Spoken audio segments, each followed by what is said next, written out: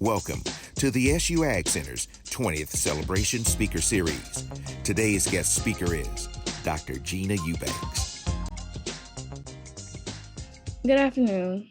I am Ariane Lazar, and I serve as a student ambassador for the Southern University College of Agriculture, Family, and Consumer Sciences.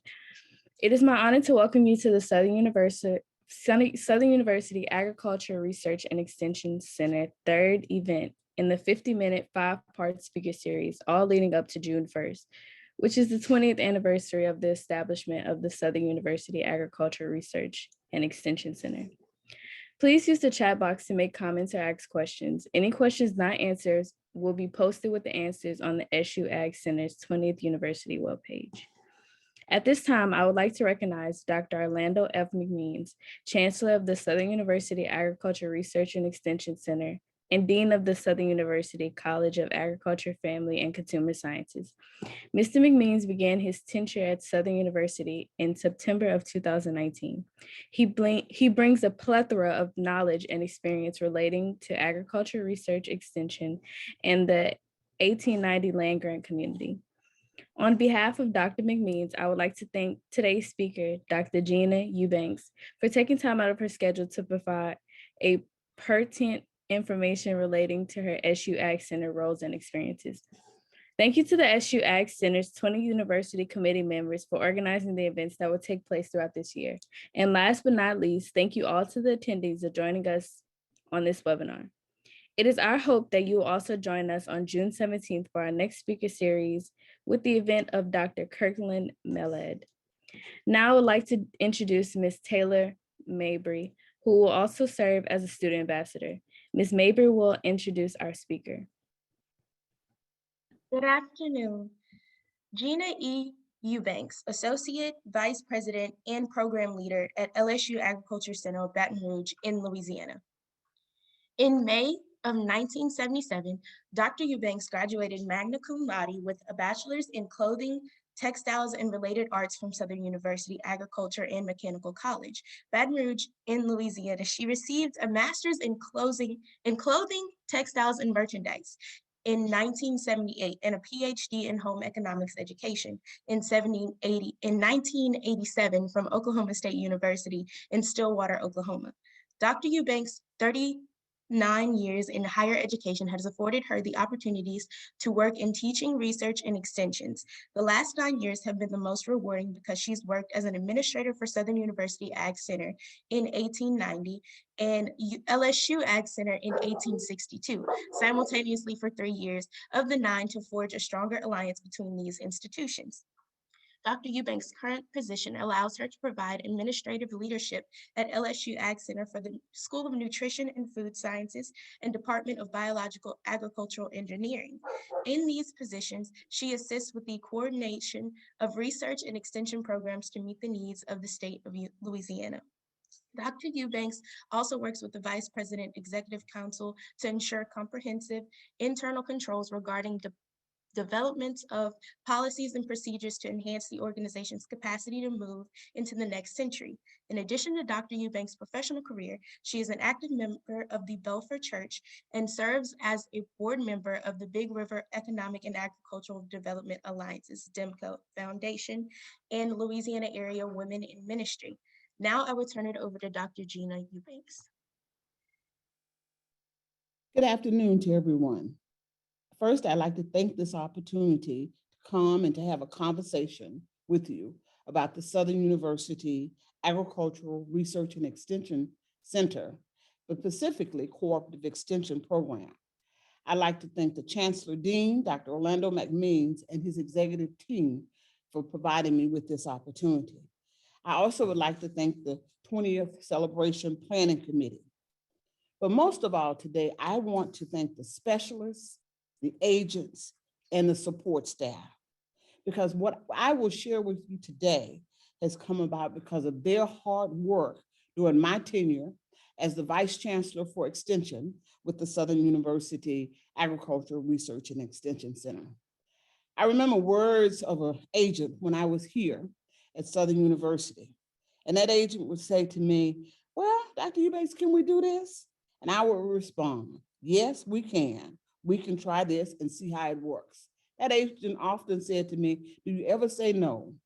Well, in extension, you look for opportunities. You look for opportunities in which to serve the community and to meet them where they are. When I was asked to do this presentation or this speaker series, I began to reflect on what has happened over the last 20 years, because we know that the Southern University Agricultural Research and Extension Center started 20 years ago. Well, George W. Bush was sworn in as president. Also during that very same year, we had 9/11, which was an unfortunate tragedy that took place. Also during that particular year, Steve Jobs introduced the first iPod. That's interesting to say when we started the center, those things happened. But also during that 20-year period, there was other things that happened. Tom Brady, who's still here with the New England Patriots, they won the very first Super Bowl. Serena Williams wins the very first, the 2000 French Open and the first Grand Slam. We also know during this 20-year period, President Barack Obama was president of the United States twice. We also realized during this particular time that we had YouTube. YouTube was introduced, and then Google purchased YouTube for $1.65 million. But also, we're in the area of agriculture. We also know during this particular period, spike in food prices and subprime crisis triggered us into a global recession. Other things that happened, we had the largest oil spill in the US history that was in the Gulf of Mexico. World population reached over 7 billion people. And guess what? Snapchat was launched during this particular time as well. Also, for the very first time during this 20-year period, Pope Benedict XVI resigned. That was the first time that that had ever happened. Also, we had the death and we had a state funeral for Nelson Mandela. Well, this past year, we experienced a pandemic, but we've had other pandemics. The worst Ebola epidemic in record history occurred in West Africa, infecting nearly 30 million people, resulting in the death of 11,000 people. We also we've had terrorist attacks in Paris. We also know that China announced that they would lift the one-child policy after 35 years. Also, we realized that millions of people marched in Washington after the inauguration of Donald Trump. Also, just in 2017, we realized that we had the worst Atlantic hurricanes that we had. And naturally, Hurricane Harvey killed 170 people.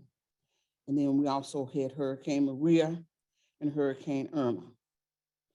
But last year we had COVID-19 pandemic from Wuhan, China, that completely shut us down. And so that was quite an ordeal. But the last year also was a very interesting year because Donald Trump was out. They wanted to impeach Donald Trump, but they acquitted him. Also, we had the fears of COVID-19. We had the killing of George Floyd that has changed the way in which we think about things. But also we had a gentleman that was elected president at a late age in life, President Joe Biden.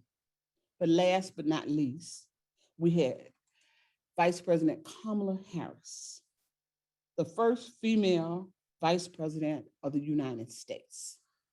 So what I'm going to share with you today, I'm going to share with you what I call before the center started, before the Southern University Agricultural Research and Extension Center started.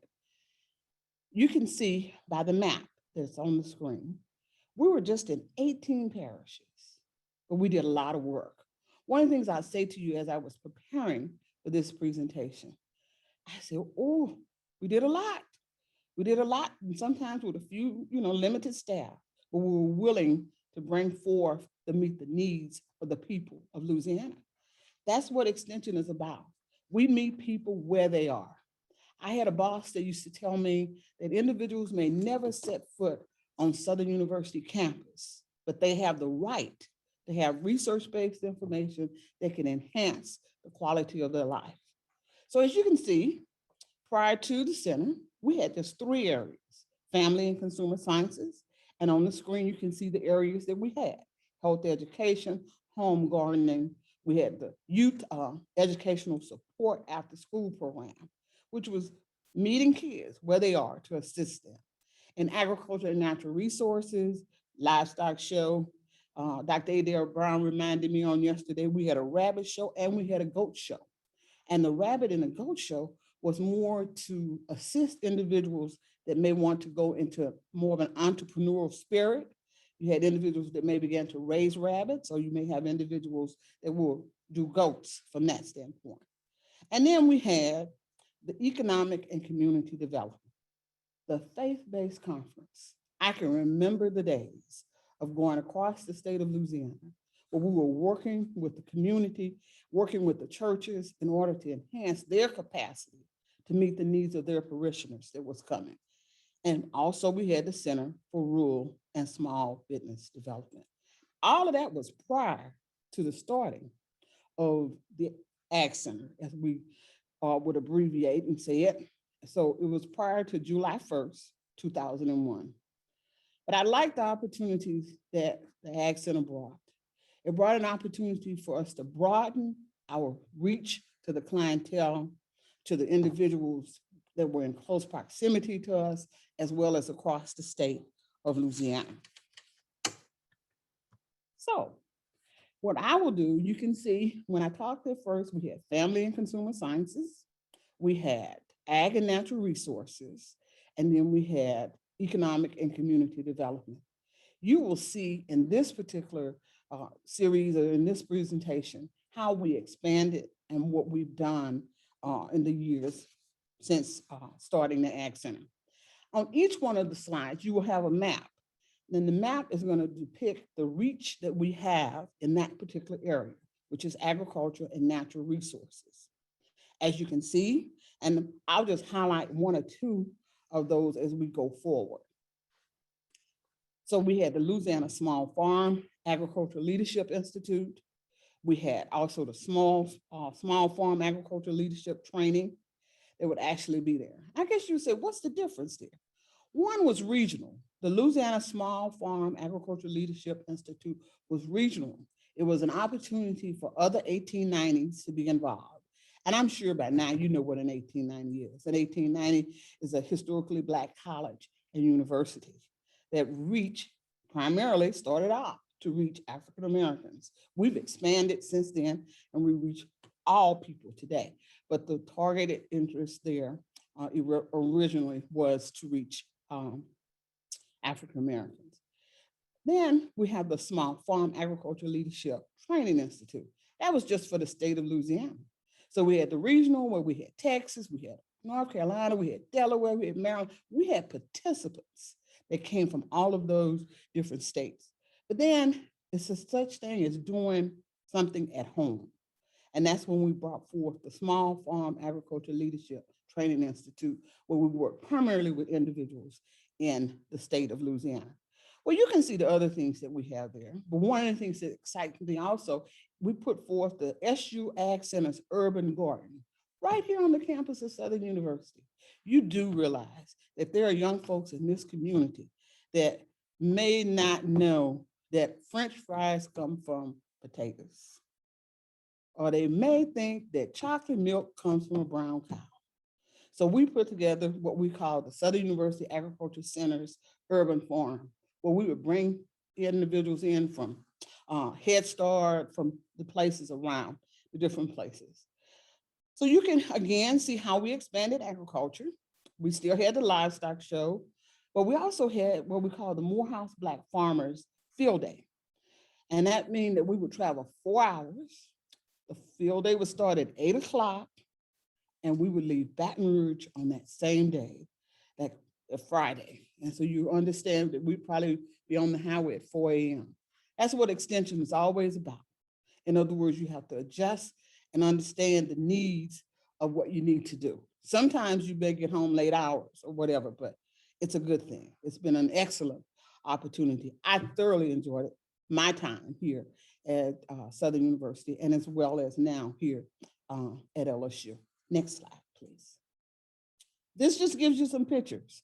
One of the things that for years and within any institution, such as higher education, you got to have the evidence. You got to show what you're doing. We do evaluations of all of our programs that we had, but this just gives you a few. You can see the class, the leadership class. You can see the trail ride. They used to come all the way from Monroe. Black individuals, Black horsemen would come all the way from Monroe. We would have a trail ride. Then we'd have where we would bring horses in and we'd do different training for those individuals that would actually be there. Now, this is the area that I'm most familiar with, but as the Vice Chancellor for Extension, I had to have an understanding and I had to embrace all of the areas that we had. I come out of a background of family and consumer sciences, but I embraced every single program that we have. We had the STEP program where we were working with individuals with parenting skills. We had the Second Chance Academy, Second Chance to Recover. The Second Chance to Recover was primarily a program working with incarcerated parents because everybody deserves a second chance. So we would work with them, we would teach them skills, how to fill out a job application, how to do that, teach them how to fill out that application, as well as at different points in times when they would have, where it would be a family day, we would bring, their children would come and we would have activities to share with them that they can interact with their children and everything. But the one program here that stands out for me was the Louisiana Child Care Provider Training. Children are important to our country. And the fact here, we spent Saturdays, we spent nights providing basic training for individuals that work in the child care industry. In other words, we saw the need that if those individuals that are working with the children are receiving training and everything, they're able to then impart that training to the children that they're working with. So this gives you an example here in the area of family and consumer sciences of the area. Emergency preparedness. Just the other day, the AgCenter had an emergency preparedness workshop on June 1st, 2nd, and 3rd. Well, you know, we live in Louisiana and hurricanes are there and we have to be prepared. We can't just, you know, kind of not be prepared because we know that a hurricane's coming. When I listened at the news this morning, they say something's out there in the Gulf. So that means that one must begin to prepare for that hurricane season. And this is just examples of individuals that pictures, again, the evidence that we've done these things, the evidence that we're working with the clientele to make a difference. Remember what I said, to enhance their quality of life. And that's what it's about. Nutrition, health, and wellness. Nutrition, health, and wellness. We started out primarily what I would say with a health educator. I think Dr. Brown talked last week about how, maybe Dr. Williams did. Dr. Williams talked about the fact that when we were cooperative extension, Dr. Williams reported to the president. And that meant that we could work with anyone on the campus. And we did. We worked with anyone on the campus from that standpoint. So our very first opportunity when I had come on board to Extension, we hired an individual that was called a health educator. And that individual came on board and provided health information about diseases and everything like that. But we received that particular individual because we partner with the School of Nursing. I don't know how many of you that are here in the state of Louisiana that remember when the School of Nursing had the van that went, not the van, a big mobile unit that went throughout the state of Louisiana. One of the things that they wanted to have individuals that could help them to reach the clientele. So we hired a health educator that assisted. They traveled to Shreveport, they traveled to Tallulah, to Lake Providence, all of those areas to provide health information. Now that happened before we had the programs that are listed on the screen. We had Family First Nutrition Education and Wellness System. Today, that's the SNAP Ed program, many people call. Those are the individuals within our community that receive supplemental assistance. Better off than that, many of you may know it because I know of individuals that have received it. If I reach back, we probably received it as a child when I was growing up. The food stamp program, okay, is supplemental and it helps individuals with their nutritional needs. Also, the other program we have there is the Expanded Food Nutrition Educational Program. You probably have heard people say FNIP, FNIP. Basically, just recently we celebrated 50 years of FNIP. Now I'll say to you, Southern wasn't always a part of the FNIP program, but collectively, the 1890 community came together collectively and worked with the congressmen, work with the Farm Bill, because that's one of the components that you have to work with, and FNIP is a part of the Farm Bill. And so in working together, about, I guess, approximately about 10, maybe 10, 15 years ago, we were added. The 1890 community was added to the Expanded Food and Nutrition Program, the FNIP program. And so we do that. With that particular program, we work with families. We have to enroll them. They have to graduate from that component. Then we have, just there for you, creating healthy, enjoyable foods, Chef Camp. One of the things that you do that I'm sure all of you realize that both here in the state of Louisiana, there are 2 land grant institutions, and it's LSU and Southern. And I am real proud of what Deshaun and Charmaine and Karen Stevens did when they did this, because they came together and developed this chef camp, which is a cooking school. That's what it is. We just gave it a fancy name, but it's a cooking school working with young folks to teach them about nutrition, teach them how to prepare meals and everything like that. So it worked out very well for them, but it was a collective effort that went forth. Then we have communities of color. Communities of color, as Dr. Brown would often say, was something that we wanted and we needed to do because we wanted to decrease the tobacco use within the African-American community. So we partnered with LPHI and everything from that standpoint. We first started with this program very small in dollars, and eventually we got over $500,000 a year in order to do that. We started off where we were only going to do the South, and then we did such a good job, they decided that we could do the North as well. So in other words, they then gave us a little bit more money to be able to do that. But if you remember, Southern University system is a smoke-free, tobacco-free campus. And we were instrumental in working with board members in order to make that happen, to be a tobacco-free campus. And that's just some of the pictures you can see there from what we're doing. You can see very hands-on. You know, it's not like individuals come and just sit and be lectured to, because we know that learning takes place in different ways, not just lecturing, but it also involves some movement. It involves some interaction. And that's one of the things that Extension does quite often. They interact with the clientele that we're actually making an effort to serve.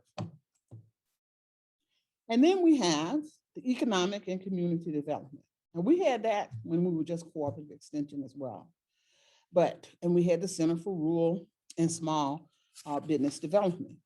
But one of the components that we didn't have was the annual procurement conference. And the procurement conference would basically allow individuals to come and be able to know how to bid on government contracts. The government would be there, the State Department would be there, but it was helping individuals that may not have had the skill, but they could come here and receive the skills. They could meet the individuals, talk with the individuals about their ideas as far as getting a government contract, a state contract, or whatever they're following the rules, small business type of information that was also shared there. But also you had building opportunities for leadership development. That particular program is called BOLD. Simply put, taking the everyday citizen. You had to apply for this program, but taking the everyday citizen and allowing them to know there's leadership. They can lead. You know, it may be a leader in their church, a leader in their community, but they were able to move forward and to be able to do that from that standpoint. And it was all hands-on. In other words, they would come on Saturdays. I can remember coming up on Saturdays to work with individuals along with the director of this program to ensure that they were comfortable and felt the success of this particular program. You know, the Center for Rural and Small Business Development has been with us since 1994. And again, Center for Rural and Small Business Development is one of those programs that allowed us to work with the College of Business. Again, when we were just cooperative extension, and we continued it when we became the AgCenter, we worked with the entire university. We had a relationship with SUSLA, with SUNO. In other words, with the community of color, our agents they were housed on that campus. So in other words, we worked the entire system. We were able to work with them and to let them know exactly what extension was about, keeping them informed of exactly what would be there. So that just gives you a few pictures. You can see I had the opportunity in my lifetime to meet Mr. Al Sharpton, Reverend Al Sharpton. He came to the faith-based conference. We also had Mr. King, son of Dr. Martin Luther King, that came to the conference as well. So it was an opportunity for ministers in our local community to have that dialogue with individuals and to hear. We brought world-renowned speakers here for them to be able to share. I think if I'm remembering correctly, I don't want to have a senior moment, but if I'm remembering correctly, it's Reverend Floyd Flakes out of New York. He had set up where he had a church and he had a daycare center, he had a bus service and all of that. And he came and presented to ministers in our community to allow them to see that they could do that as well during that particular time. All of that centered around economic and community development that would actually be there. So this is what we've had. And then we have youth development. As you can see, we went from 3 to 5 different areas that we worked in. So youth development, I can remember coming on board in 1993 and Dr. Adele Brown saying, Gina, I just need you to know, we do the family and youth exposition. And that's where individuals would come in. They used to bring their produce. They used to bring their baked goods, and we would evaluate it. They'd get prizes and everything like that. And he would say to me, that's still going strong, but it is a need in this time to work with our youth. So we began to build on that, to build the family and youth exposition, where we had not only that particular component where they would come and they would, again, we would work with the entire university. We would bring speakers in from the Law Center. We would bring speakers in from the College of Business. We talked etiquette. We talked about law. We talked about college. We even brought in individuals from the recruiting effort that would actually be there. So again, working with the entire university to ensure that they were very much aware of what extension was about. But then we also have national, I can't remember, well, I may not have said it, but I'll say it now. Cooperative extension provides what we call local, state, and federal support comes through cooperative extension. And so one of the things that we have a relationship is with the National 4-H, and they put forth a National Science Day. And so we participated in that because they were believing that in training young folks about the sciences, it creates a level of curiosity. So they wanted to spark that interest early. So once they get into middle school, get into high school, and then on to college, they may very well major in what we call STEM, in the science area, science, technology, engineering, and mathematics. Now, you notice I said STEM, but I want to let you know, it's not STEM, it's STEAM. It's science, technology, engineering, agriculture, and mathematics, because agriculture is an important part of our society today. Also, we had 4-H Life. Here was an opportunity for, again, working with incarcerated parents, bringing their kids there for them to be able to interact and dialogue with them at different points in time. Fast Track. Fast Track was also a grant program that we had, and where we worked with Judson Institute, where we went in there and we taught gardening to several of the individuals. Again, second chances, allowing individuals to see that they can do other things than just if they're incarcerated, giving them an opportunity to see that we're willing to work with them and to give them a second chance. You can see here in this particular one, I see that I didn't put it there, but the livestock show. We've celebrated 70 years. We did a video during this particular time, and we shared it. We went back and captured those things that individuals had done. I think we talked to a gentleman, if I'm remembering correctly, that had been a part of one of the very first livestock show programs that we had here at Southern University. Also, we had the annual, and I think it's still going on, the annual Black History Quiz Bowl was very much a part of our agenda that was actually there. So you can see what happens when youth development, you bring youth together. We have our director at that time of the livestock show, Mr. James Archer, where he's talking to youth about livestock and working with them. And then also different presenters that would come in and share their skills. And we have the quiz bowl that's going on with Dr. Wuso Bandeli that would continue even after, I think Dr. Brown may have shared that we had 2 faculty members when we went through a financial crunch back in the years that were willing and ready, I guess they were ready to retire in order to allow others to be able to keep their job. And Dr. Wuso Bandeli was one of those individuals, but every year, like clockwork, he came back to do the quiz bowl. Him and Dr. McNitt, they were very much faculty members that were given and willing to work with individuals that were there. And then we have the Southwest Center for Rural Initiatives. Southwest Center, it was 10 parishes that we were involved with, but one of the key components of that was a back to school summit. And I remember all of us loading up, again, with Extension, you travel. You can't just be here in Baton Rouge. You got to work to all 64 parishes and go where the need is. And we would load up and go to Opelousas, where we would, I think the class that we worked with then was all 7th graders, and they would be with us all day. We would present them again with information that could benefit them during their school year, as well as benefit them once they were out of school. Just allowing them to be more well-rounded individuals that would actually be there.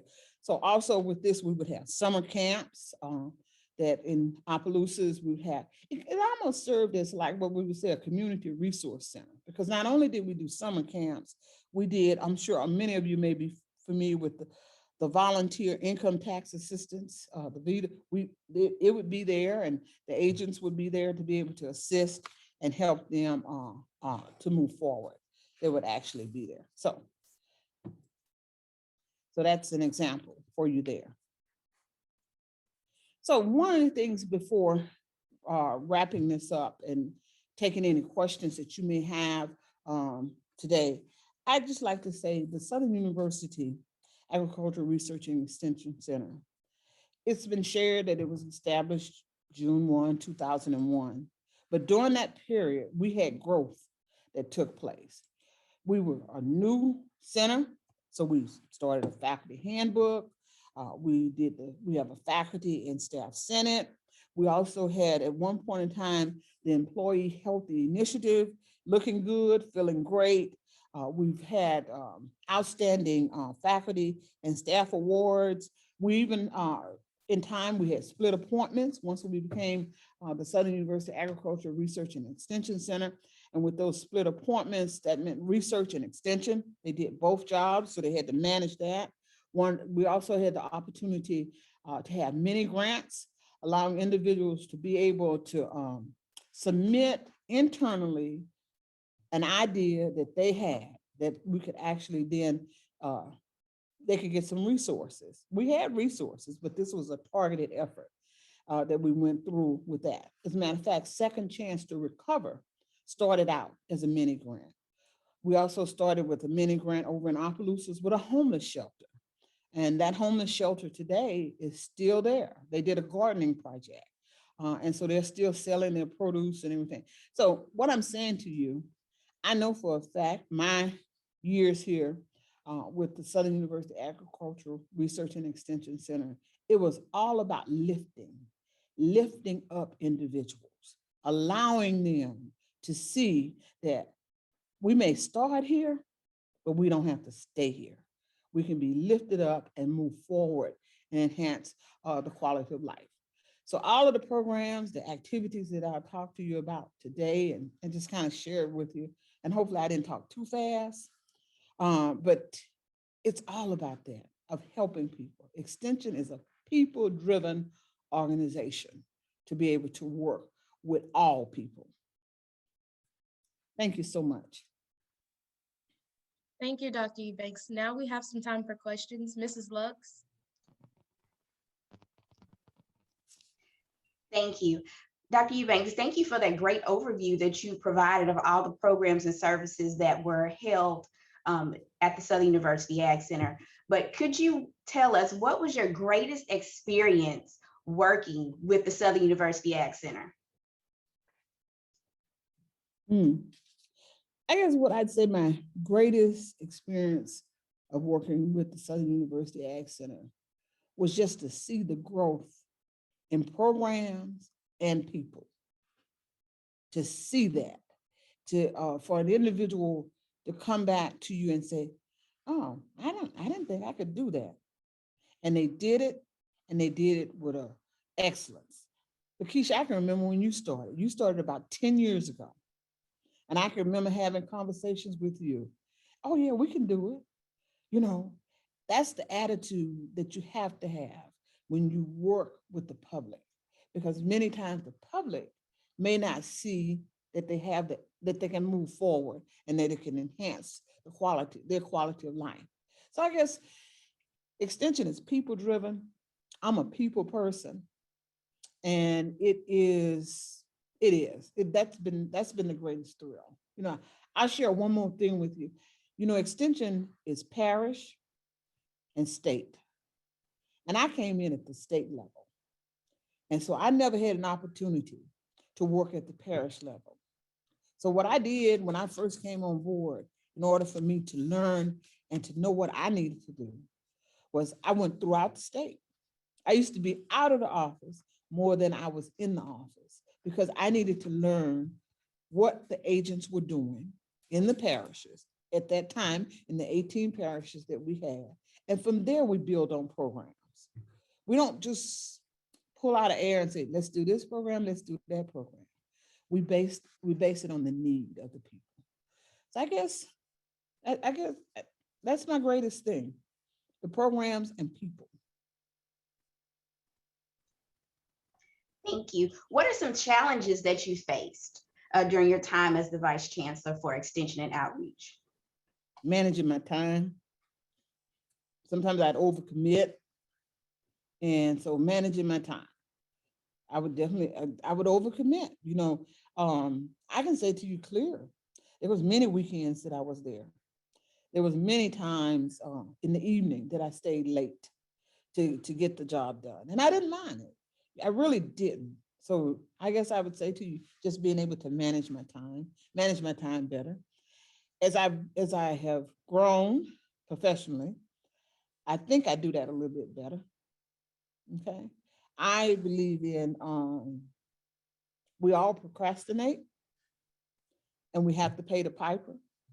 And paying the piper may mean the night before the event or 2 days before the event, you stay up all night and get the job done, because you've made the commitment to be able to do that. So Naturally, I could sit and tell you other challenges would have been if I'd had more money, more people, but you work with what you have in order to move it forward. So I would put it back on me. Managing my time was my greatest challenge. What are some ways that you are currently supporting the Southern University Ag Center? Oh, I guess since I financially is one way. I've been a long time giver to the Southern University Foundation, and I'm targeting my efforts. It goes to the Ag Center and to the college because that's what benefited me from that standpoint. Also, I'm a resource. I said to your chancellor, Dean, when he came on board, I'm here if you need me, and you can call me at any point in time. And I realized that I no longer work at Southern University Ag Center, but Southern University Ag Center gave me my start. So I'm always willing to give back. That should be I believe that should be a part of most people's DNA, to give back, because somebody helped you to get where you are. So giving back is key. Yes. So a resource, both human and financial. So staying in that same vein when you were talking about giving, what's the importance of other individuals giving back to both the Ag Center and the college? Number one, it's needed. Okay. And then there's students. And if most of us that work in the Ag Center have a degree, somebody gave to you, so you should give to them. And we can build programs. Let's not fool ourselves. It takes resources in order to expand and build programs that's there. And so when you give, and you give unselfishly, other people will give. And you shouldn't be ashamed to tell people that you give. You know, some people won't say anything. I'll tell you clearly here today, I got 3 places. Well, I take that back. I got 4 places that I give to. I give to Southern, I give to Oklahoma State, and I give to LSU, and I give to Belfair Church. And all 4 of those that I give and I don't look back, because all 4 of them I benefit from. Okay, Southern University gave me my start.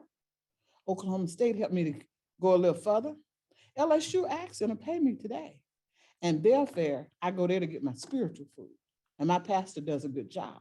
So I don't mind giving there either.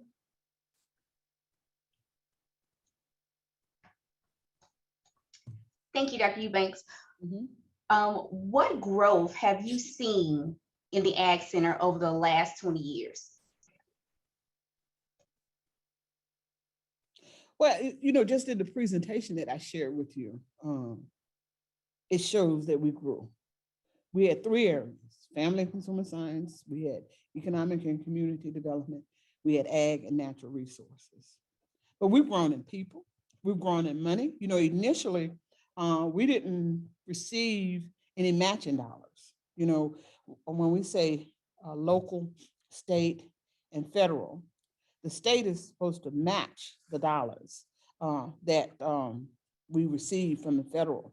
And for a long time, we didn't get that much. But that's changed. It changed when we was here.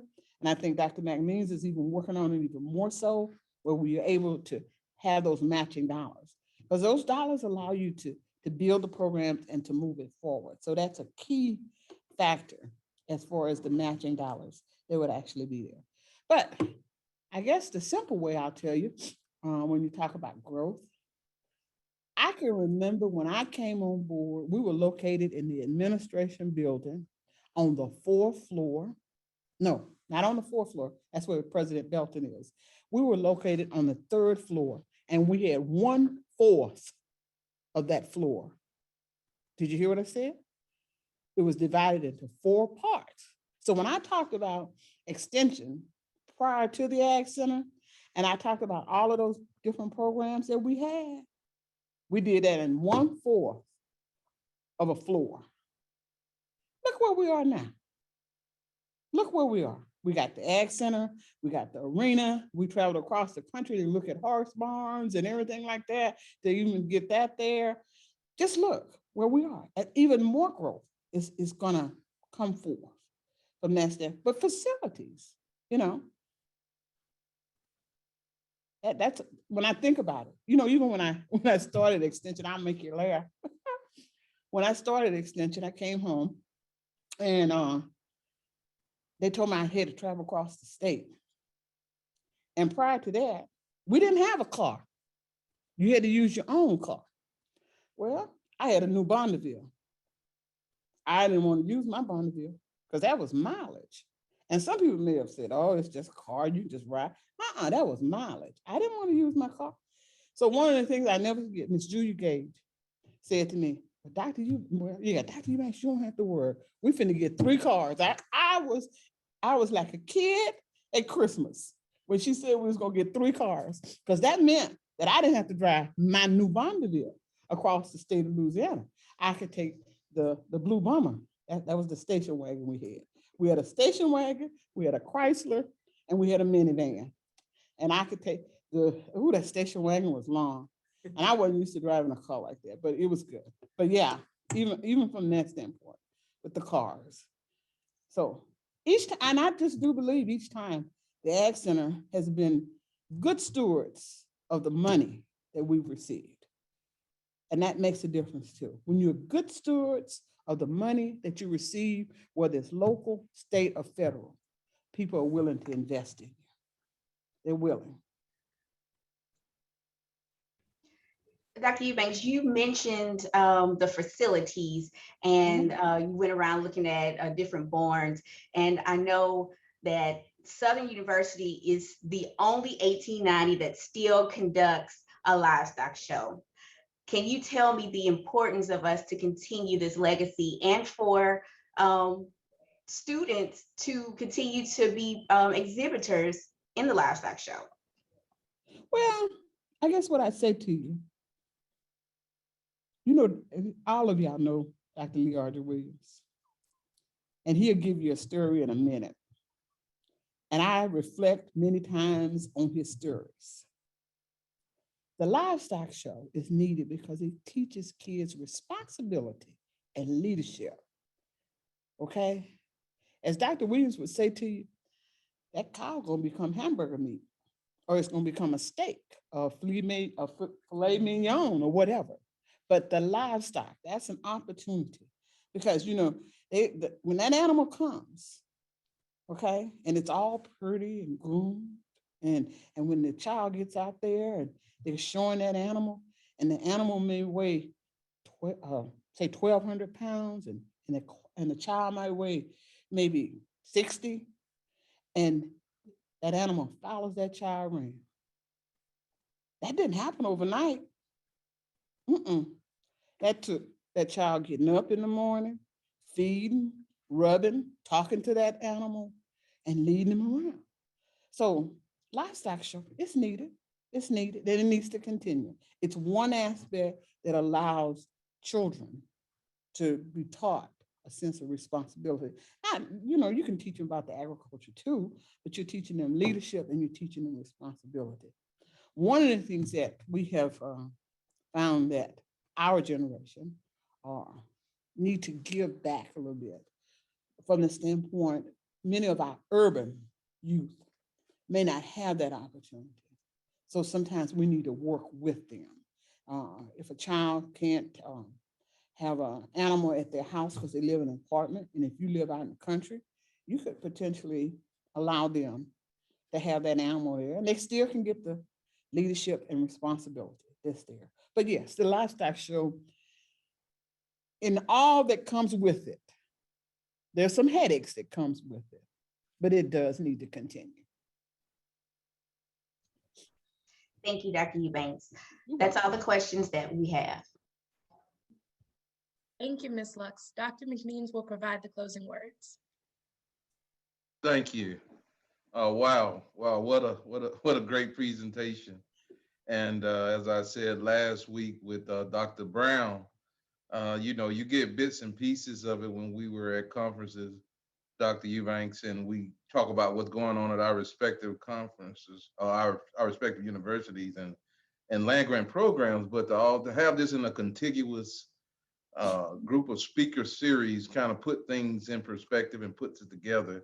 And so I just think this is absolutely awesome. So I want to first thank you, Dr. Eubanks, for a wonderful presentation. It was awesome.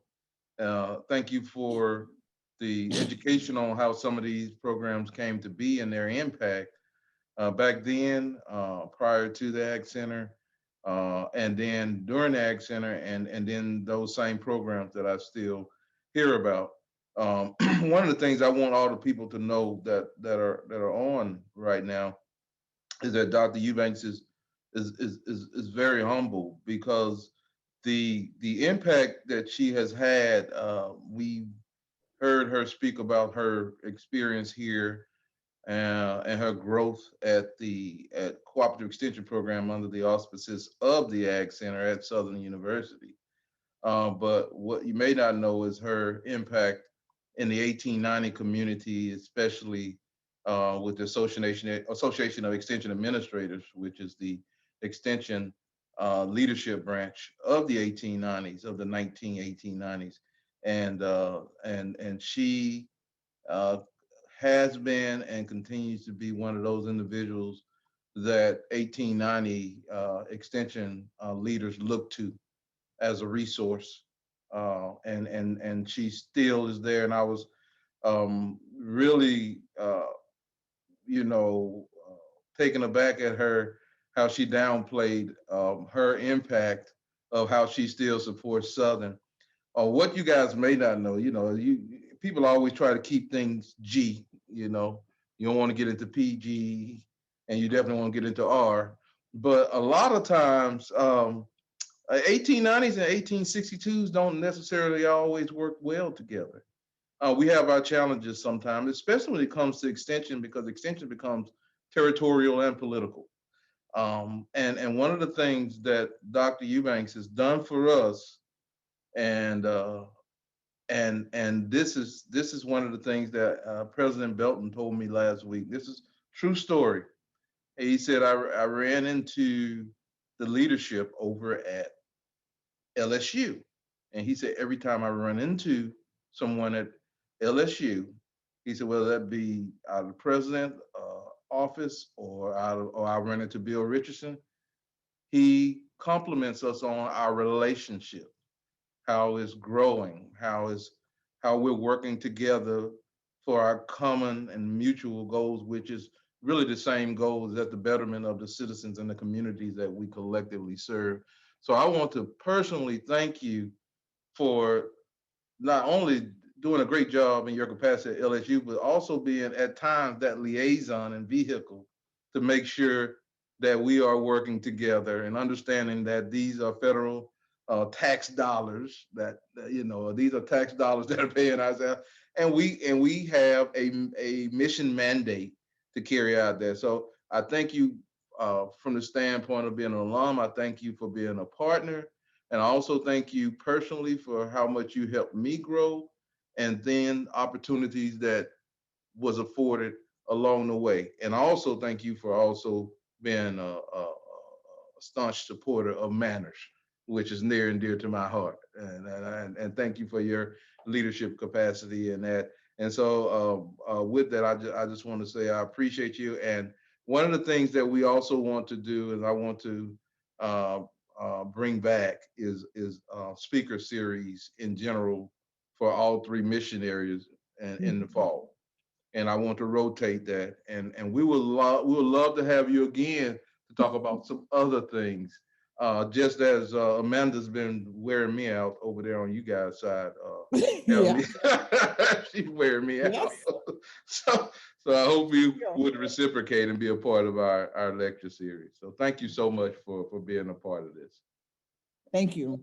I really appreciate the opportunity to share. It allowed me to really reflect on my time at Southern University. Thank It you. really did. Did a lot of homework, reading, bring it back to me. It's But good. once it was back, it's back. Yeah, yeah, and I hope and I know she will, Dr. York, will get a chance to share this with. We've hired so many new people, Dr. Eubanks, a lot in It's extension, good. a lot, and that's a good thing. Oh, yeah. And one of the things that I'm going to recommend to my Vice Chancellor is that if these individuals weren't on, they have an opportunity to hear the presentation that you just gave to us, because I think it's very educational, historical, knowledge based, and you have to know from whence you come in order Yes. to move to that next step. So Mhm. again, thank you. Um, And I also want to thank our student ambassadors, Ariana and Taylor. You guys did a wonderful job. As I look back, I ain't gonna say how many years ago when I was an undergraduate, but these are the opportunities that you look back and that it was a personal growth opportunity. So thank you so much, and thank you for taking time out of your summer schedule to be ambassadors, and I appreciate you wholeheartedly, and I look forward to seeing you guys in the near future, and also to our communications team, and thank you, Ms. Lusk. You always do a wonderful job. I appreciate you facilitating the questions. Very good questions, very educational questions for me. I always learn a lot, and Dr. Rogers and his team, they do a wonderful job in bringing this to fruition. And of course, Miss Williamson, who we all know on this call, that was an idea that I had, and she brought it to fruition. And this will still be going on. And matter of fact, Dr. Belton has agreed to be a part of one of these speaker series. And so we will continue to do that as well. And one of the things I want to dovetail into something, one of the questions that Mrs. Lusk asked, and it was about giving back. And so with my new director for advancement, uh, uh, one of the things we want to do in celebrating the 20 years of the Ag Center is to afford everybody an opportunity to give back to the College of Agricultural, Family, and Consumer Science, as well as the Ag Center. We feel like we are the neophytes, the new blood. But I'm so proud of what Mr. Easley and our alum are already doing. We're starting to, I tell everybody I'm competitive. So we're catching up with that law center. We got some more to do, but I tell Pierre all the time, we're on their heels. So I want to encourage you to give back during this 20th anniversary. And you can do that just by visiting the SUS Foundation website and click give, and then campus funds, and make sure you go to the one that says Southern University Ag Research and Extension Center, which will comprise both the Ag Center and the College of Ag. And I will close by saying, and I can't say it until the governor signs off on the new budget, but once he signs off on it, we will do a press release from our communications team. We will probably enjoy the most historical session for the Ag Center in the history of the Ag Center in 20 years. We thanks to Dr. Walker, others on this call. I saw Dr. Merrick and Cedric and others. I think they got tired of seeing us, so they just said we better open up the, what my mom used to call it, the pocketbook, and write them a check. And I think they did an outstanding job this year. And like I said, I'm gonna wait till the governor signs it before I start bragging on how successful I think that we were as that fifth campus. And I think it will reap benefits to faculty, staff, and more importantly, the students and the communities and citizens that we serve.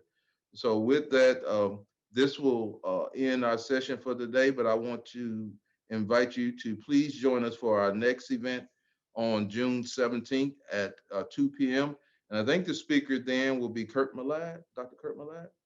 And he will be discussing the research mission area of the Ag Center. So again, thank you.